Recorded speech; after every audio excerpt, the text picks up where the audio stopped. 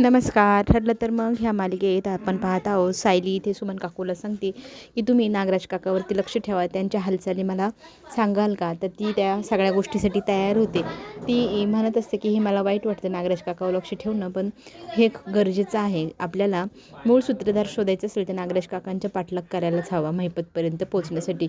तर इथे बरोबर सुमन नागराजच्या मागे मागे लक्ष ठेवत असते आणि हे काही सगळं लक्षणं ठीक नाही. नागराजच्या लक्षात येतं. नागराज तिला म्हणू लागतो की तू हल्ली माझा पाठलाग करते असं वाटतंय मला. तर ती म्हणते नाही हो, मी असं काही केलेलं नाही.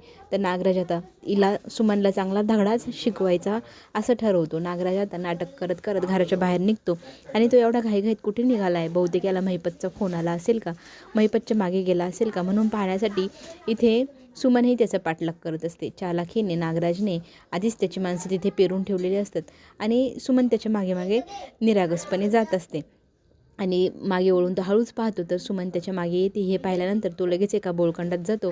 त्याच्या मागे मागे तिथे सुमनही जाते. तर तिथे 2 गुंड येतात. तिला चाकूचा धाक दाखवून तिच्या गळ्यातलं कानातलं मंगळसूत्र सगळं काही मागू लागतात. ती देत नसते.